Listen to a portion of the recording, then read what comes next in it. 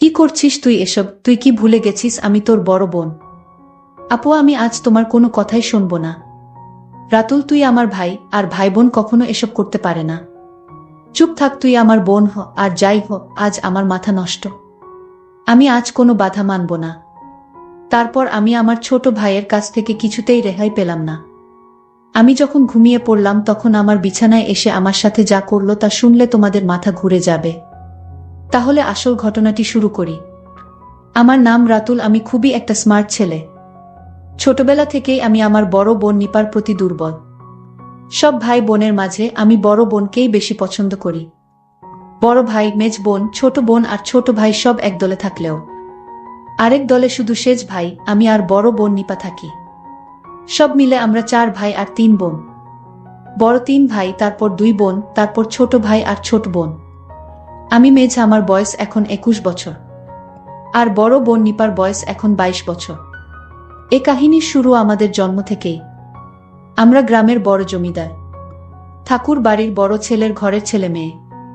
ছেলে মেয়েদের মাঝে ছেলেবেলা থেকেই সবচেয়ে সুন্দরী নিপা আপু।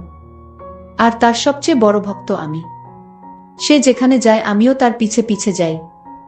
সব বাচ্চাদের সাথে ওর জন্য মারামারি করি। এমনকি বাড়িতে বাকি ভাই বোনের সাথেও দুজনে দল পাকিয়ে ঝগড়া করি। নিপাকে শাসন করলে বড় দাদাদের সাথে আমার মারামারিও বাধে। নিপার যে কোনো কথা আমি ফেলতে পারি না, সব বায়না মেটায়। আর বড় হয়ে আমাকে নিপা ছেলেবেলা থেকেই শাসন করে। কিন্তু বড় হবার সাথে সাথে আমার এই বোনের প্রতি এক অন্যরকম ভালোবাসার সৃষ্টি হলো। দিনে দিনে নিপা যেমন সুন্দরী হতে লাগলো, আমিও তাকে দেখে অবাক হতে লাগলাম। যে বয়সে আমার বন্ধুরা পাড়ার অন্য মেয়েদের নিয়ে ভাবত, সে বয়সে আমি নিজের বোনকে নিয়ে ভাবতাম। অবশ্য পাড়ার বেশিরভাগ পুরুষের নজরেই নিপার রূপের উপর পড়ত। কিন্তু ভাই বলে আর সব ছেলেরা যেমন প্রকাশ্যে কোনো মেয়েকে নিয়ে নোংরা কথা বলতো কিংবা প্রকাশ্যে মেয়েদের দিকে তাকাতো, তেমন কিছু আমি করতে পারতাম না। বরং কোনো ছেলে তার বোনের দিকে নজর দিলে পরে তাকে ভালো করে ধোলাই করতাম। মেয়েরা ছেলেদের আচরণ বেশ ভালোই বোঝে। নিপা আমার এই নতুন পরিবর্তন ধরতে পারেনি। তা কিন্তু নয়। সে বোঝে আমি তার এতটাই ভক্ত আর তাকে এতটাই ভালোবাসি যে তার প্রেমেও পড়তে পারি। কিন্তু এই প্রেমের কোনো সমাধান নেই, কারণ সে আমার বোন। আমার বোনের হাতের রান্না ছাড়া আমি ভাত খেতে পারতাম না। বোন হিসেবে অনেক ভালোবাসি, তাই বেশি কিছু আশা করি না। বরং ওর মতো একটা বউ হলেই হলো আমার। যদিও তা আমি আর কোনোদিনই খুঁজে পাচ্ছি না। দেখতে দেখতে নিপা কলেজে উঠে গেল। আর নিপা আপু দিন দিন সুন্দরী হতে লাগল। এদিকে আমাদের এই এলাকায় জাতিভেদ যুগ যুগ ধরে এক বড় সমস্যা। আমি এই জাতভেদের বিরুদ্ধে রুখে দাঁড়াই, বামপন্থীদের পক্ষে চলে যাই। ফলে আমার সাথে জমিদার ঠাকুরদার বিরোধ বাধে। এরপর আমার বাপ ভাই সবাই আমার বিরুদ্ধে চলে যায়। ঠাকুরদার চাপে আমি বাবা মাকে ত্যাগ করতে বাধ্য হই। আমি মা, মাসি, বোন আর বড় বোন নিপার কাছ থেকে বিদায় নিয়ে কলকাতা চলে আসি। এখন আমি সেখানে বিশাল বড় কোম্পানির ম্যানেজার। নিপা পরিবারে একা হয়ে যায়। ওর বয়স তখন 24 বছর। রোজ 2 গ্রাম পেরিয়ে কলেজে পড়তে যায়। এর মাঝে এক সুদর্শন ছেলের সাথে তার প্রেম হয়ে যায়। ছেলেটা চেন্নাইতে ডাক্তারি পড়ে। দুজনে পালিয়ে বিয়ে করে। জমিদারের ভয়ে ছেলেটার পরিবার গ্রাম ছেড়ে পালিয়ে শহরে এক বস্তিতে আশ্রয় নেয়। অনেক কষ্টে ছেলেটা পড়া চালিয়ে যায়। 1 বছর পর জমিদারের লোকরা একদিন ওর জামাইকে ধরে ফেলে। ওরা নিপার বাবার নির্দেশে ছেলেটার 2 পা মেরুদণ্ড ভেঙে দেয়। নিপা তখন 9 মাসের অন্তঃসত্ত্বা। ছেলেটাকে বাঁচাতে যে চিকিৎসার প্রয়োজন তা দেবার সামর্থ্য তার পরিবারের নেই। এমন বিপদের দিনে সে একজনকেই চিৎকার করে ডাকতে পারে, তার ছোট ভাই অর্থাৎ আমাকে। স্বামীকে নিয়ে বোন কলকাতা আসে, আমাকে খুঁজে বের করে। আমি বোনের এই কষ্ট দেখে পাগল হয়ে যাই। আমি ওর স্বামীর চিকিৎসা করাই। কিন্তু আমার বোনকে স্বামীর পরিবার সহ একটা বস্তিতে থাকতে দেখে ভীষণ কষ্ট পাই। কিছুদিন পর নিপা মা হয়। তার স্বামীও একই হাসপাতালে বাঁচা মরার লড়াই করছে। তখন নিপার স্বামী বেঁচে উঠলেও চিরতরে পঙ্গু হয়ে যায়। আমি বোনকে বাচ্চা সহ আমার নিজের এক বাড়িতে চলে আসতে বলি, কিন্তু নিপা স্বামী ছেড়ে কিভাবে আসবে। তাই পঙ্গু স্বামীকেও বোন সাথে নিয়ে আসতে চায়। আমিও মেনে নিই নিপার কথা। নিপার স্বামীর শরীর ভেঙে যায়। সুঠাম শরীর ভেঙে হাড়-ডিসার হয়ে যায়। অবশ্য কিছুদিনের মধ্যেই নিপা আবার তার স্বাভাবিক সৌন্দর্য ফিরে পায়। বরং দিনে দিনে তার রূপ আরও বাড়তে শুরু করে। কিন্তু বোনের স্বামী পঙ্গু হবার পর ওর জীবনের সব আনন্দ যেন শেষ হয়ে গেল। জীবনটা দুঃখে ভরে উঠল। একে তো শ্বশুর কুলে কেউ নেই যে আর্থিকভাবে সাহায্য করতে পারে, অন্যদিকে পঙ্গু স্বামীকে বিছানায় খাওয়া দাওয়া, টয়লেট করানো। আমার বোনের মনটা দুর্বল হয়ে গেল, তার আনন্দ ধূলিসাৎ হয়ে গেল। এদিকে আস্তে আস্তে আমার দৃষ্টি পড়ল আমার বোনের দিকে, বরং গ্রামে ফেলে আসা সেই কিশোরী বোনের চাইতে। এখন আমার বোনকে অনেক সুন্দর লাগে, কিন্তু মনের মাঝে অনেক দ্বিধা কাজ করে। এই দোটানা কাটিয়ে অবশেষে সিদ্ধান্ত নিয়েই ফেলি, যা হয় হবে, একবার বোনকে। এইটুকু নিশ্চয়ই আমি আদায় করতে পারব বোনের কাছ থেকে। এটা করে আর ওর কোনো ক্ষতি হবে না, বরং ওকে সহ ওর বাচ্চাকে স্বামীকে ভরণ পোষণ করার গুরু দায়িত্ব যখন আমি পালন করেছি, তাই আমি বিশেষ কিছু দাবি করতেই পারি। আমি ভেবে নিলাম আমার বোনকে আমি বলবো আমি তার কাছে কি চাই। আমি আমার বোনকে বলতেই হবে, তাছাড়া আমার মনকে আমি স্থির করতে পারছি না। নিপার চোখে আমার এই পরিবর্তন ঠিকই ধরা পড়ে, কিন্তু আমি এখন তার একমাত্র গুরুজন, তার উপর অনেক দাবি আছে আমার। ছোটখাটো বিষয়ে আমাকে আর কিছু বলতে পারে না আগের মতন। আস্কারা পেয়ে আমি আরও এগিয়ে যাই। নিপা কোনো মতে স্বাভাবিক আচরণ করে। পঙ্গু স্বামীর ঘরে রোগীর ঘরের মতো দুর্গন্ধ, সুস্থ মানুষ এ ঘরে থাকতে পারে না, আর বাচ্চা থাকলে অসুস্থ হয়ে যাবে। একদিন আমি সে ঘরে গিয়ে তা টের পেলাম। তারপর বাচ্চাটাকে নিয়ে অন্য ঘরে শুতে বললাম নিপাকে। ওর স্বামীর জন্য বিশেষ বেডের ব্যবস্থা করা হলো। নিপা যে ছোট ঘরে বাচ্চাটাকে নিয়ে থাকতে শুরু করলো। তার পাশেই আমার বড় স্টুডিও বেডরুম। মাঝে মধ্যে বোনকে ডেকে এনে দুজনে একসাথে টিভি শো দেখি। তখন বোনকে বলি, আমি তোমার কাছে থেকে কিছু চাই, সেই সুযোগের অপেক্ষায় থাকি। এভাবে ধীরে ধীরে 6 মাস পর নিপার জীবন থেকে তার স্বামী রোগে আরও দূরে সরে গেল, একটা বোঝায় পরিণত হল। বোনের স্বামী এখন একেবারে বিছানা থেকে উঠতে পারে না, দিন দিন রোগে দুর্বল হয়ে গেছে।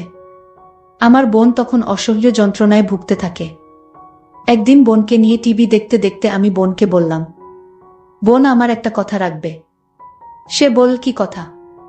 আমি বললাম, আমি ছোটবেলা থেকেই তোমাকে অনেক ভালোবাসি, আর এখন তোমার অনেক কষ্ট, সেটা আমি সহ্য করতে পারছি না। বোন বলল, আমার কপালে যা আছে তাই হবে। আমি বললাম, তোমাকে এভাবে কষ্টে আমি রাখতে পারি না। আমার বোন তখন বলল, এখন কি করতে চাস? আমি বললাম, তোমার স্বামী তো এখন বেঁচে থেকেও নেই, এখন তুমি সব কিছু থেকে বঞ্চিত। আর তাই বলছিলাম, তুমি তোমার স্বামীর সাথে রাতে যা করো আমিও তা করতে চাই। এই কথা শোনার পর বোন ঘর থেকে বেরিয়ে বাচ্চার কাছে চলে গেল। আমার খুব খারাপ লাগলো, নিজেকে খুব ছোট মনে হতে লাগলো। আমার বোনের প্রতি আমার যে দুর্বলতা হয়েছে, যে কোনো সময় একটা অঘটন ঘটাতে পারি, এই ভেবে আমি চিন্তিত হয়ে গেলাম।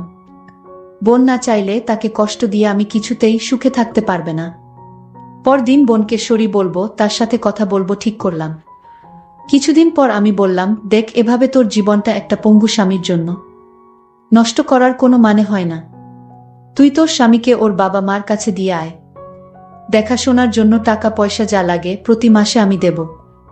আর আমি যেহেতু তোকে মাঝে মধ্যে জ্বালাতন করি, তোর ভালো না লাগলে তুইও গ্রামে ঠাকুরদা বাবা মার কাছে ফিরে যেতে পারিস, তাতে তোর ভালোই হবে।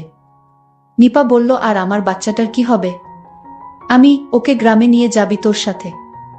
নিপা, না না, বাবা মা ওকে অনাথ আশ্রমে দিয়ে দেবে, তারপর আমাকে আরেকটা বিয়ে দেবে। আমি, সেটা খারাপ হবে না, যেভাবে আছিস তার চাইতে ভালো থাকবি। অনাথ আশ্রম থেকে ওকে নিশ্চয়ই বড় কোনো দম্পতি দত্তক নেবে। নিপা, আমি হয়তো ভালো থাকবো, আমার বাচ্চার জীবনটা নষ্ট হয়ে যাবে। খারাপ কোনো লোক নিয়ে চাকর বাকর বানালে কি হবে? আমি, সেটা ভাবিনি আমি। আরেকটু বড় হোক, তারপর ভাবা যাবে। নিপা, আমি এখানে থাকাতে তোর খুব অসুবিধে হচ্ছে তাই না রাতুল? অনেক টাকা খরচা হচ্ছে। আমি, না না, তুই যা ভাবছিস তা না। তুই এখানে থাকলে আমি খুশিই হব, কিন্তু আমার ব্যবহারে তুই কষ্ট পাস এটা আমি চাই না। নিপা, তুই একটা বিয়ে কর না রাতুল। আমি হঠাৎ এই কথা শুনে কাশতে লাগলাম। আমি, কেন বিয়ে করব? কেন? অন্য কোনো মেয়ে এসে তোকে এভাবে বাচ্চা আর স্বামী নিয়ে নিজের সংসারে থাকতে দেবে ভেবেছিস? নিপা বলল, আমি চলে যাব গ্রামে, বাচ্চাটা কাউকে দিয়ে দেব। সুন্দরী একটা বউ হলে তখন আমাকে না জ্বালিয়ে ওকে জ্বালাবি তুই। আমি চলে যাব, বাচ্চাকে দিয়ে দেব বললেই হলো, এত সহজ? যত সব বাজে কথা। অন্য মেয়েকে দিয়ে আমার হবে না, আমার শুধু তোকে চাই। তুই কি পাগল হয়েছিস? আমি আর তুই ভাই বোন। ভাই বোনের মধ্যে এসব হয় না। হে, আমি পাগল হয়ে গেছি। আমি ছোটবেলা থেকেই আমি তোমাকে অনেক ভালোবাসি। ভাই এসব কেউ বলে না লক্ষ্মী ভাই আমার। তোকে আমি খুব সুন্দর দেখে একটা বিয়ে করাবো। তাও ভাই তুই এখন এসব বলিস না। তুই আমার ভাই। আমি মানি না ভাই আর বোন হোক, আমি তোকেই চাই। নিপা বলল, কি যে বলিস না তুই রাতুল। আমাকে দিয়ে তোর বউয়ের কাজ হবে নাকি? বিয়ে তো একদিন তোকে করতেই হবে। আমি অনেক হয়েছে নে, বিয়ে যেদিন করব সেদিন দেখা যাবে। করছি না তাই তুই তোর বাচ্চাটা নিয়ে এখানে ভালোই আছিস। খাল কেটে কুমির আনার দরকার কি তোর? তোর চাইতে সুন্দরী কোনো মেয়ে আছে নাকি যে বিয়ে করব? নিপা ধ্যাত, দেখ রাতুল, আমার সাথে অমন অসভ্য কথা বলবি না। নিপা লজ্জা পেয়ে অথবা রাগ করেই ঘর ছেড়ে বেরিয়ে গেল। ছোট ভাইয়ের এই আবদার আমার আর ভালো লাগে না। আমি যে এখন কি করি? পরদিন রাতুল অফিস থেকে ফিরে বোনের ঘরে গেল খাবার দিতে বলবে বলে। আমি খাবার দে নিপা। নিপা আসছি রাতুল, বাচ্চাটাকে ঘুম পাড়িয়ে। তারপর বোন আমাকে খাবার দিল। খাবার পর আমি বোনকে আমার ঘরে আসতে বললাম। বিছানায় শুয়ে কি করতে বলবো সেটা ভাবতে লাগলাম। আমি বললাম, আমার মাথাটায় আজ প্রচণ্ড ব্যথা, আমার মাথাটা একটু মালিশ করে দিবা। আমি আমার ভাইয়ের মাথায় মেসেজ করে দিচ্ছিলাম। ভাই তখন বলল, বোন তোর হাতে জাদু আছে, তুই আমার মাথাটা একটু মালিশ করে দিতেই মাথার ব্যথা চলে গেছে। তারপর আমি ঘুমিয়ে গেলাম। রাত যখন 2টা বাজে তখন আমার ঘুম ভেঙে গেল। আমি দেখলাম আমার বোন ঘুমিয়ে আছে। আমি আমার বোনকে দেখে আশ্চর্য হলাম। মনে হয় আল্লাহ নিজ হাতে তাকে বানিয়েছে। আমি আর কোনো কিছুই ভাবতে পারছি না। আল্লাহর সৃষ্টি কত সুন্দর। আমি আর কিছুই না ভেবে আস্তে আস্তে বিছানা থেকে উঠে বসলাম। আমি দরজাটা লক করতে ভুলে গেছিলাম, আর তাই দরজার কাছে গেলাম। দরজাটা লক করে আবার বিছানায় এসে বসলাম। তারপর আমি তার ঘনিষ্ঠ হতে শুরু করলাম। বোন তখন বিছানা থেকে উঠে আমায় বলল, কি তুই এখনো ঘুমাসনি? আমি বোনকে বললাম, আমার কিছুতেই ঘুম আসছে না। আমার বোন বলল, তাহলে কি করলে তোর ঘুম আসবে শুনি? আমি বললাম, আমি তোমাকে বউ হিসেবে দেখতে চাই, তাহলেই আমার ঘুম হবে। ঠিক আছে, তুই জানতে কি না জানিস না, আমি তোর আপন বোন না। আমাকে অনাথ থেকে তোর বাবা নিয়ে আসছিল। তোর বাবা একজন দয়ালু মানুষ, আর তাই আমাকে একদিন রাস্তায় কান্না করতে দেখে আমায় তোদের বাড়িতে নিয়ে আসে। আমার বয়স তখন 5 কি 6 হবে। আমার মা বাবাকে আমি জানতাম না, আর তাই তো আমি আমার বাচ্চাকে ছেড়ে আমি নতুন বিয়ে করতে পারবো না। তাকে অনাথে দিতে পারবো না। অনাথে থাকার কষ্ট আমি বুঝি, কারণ আমি অনাথে ছিলাম। আর তাই আমিও তোকে চাই। তুই আমার পাশে থাকলে আমার সন্তানটাকে মানুষ করতে পারবো। আর তাই তোর প্রস্তাব আমি মেনে নিলাম। বন্ধুরা, আজকের গল্পটি কেমন লাগলো তা অবশ্যই কমেন্ট করে জানাতে ভুলবেন না। আর এরকম নতুন নতুন ভিডিও পেতে আমার চ্যানেলটিকে সাবস্ক্রাইব করে পাশে থাকবেন। ধন্যবাদ।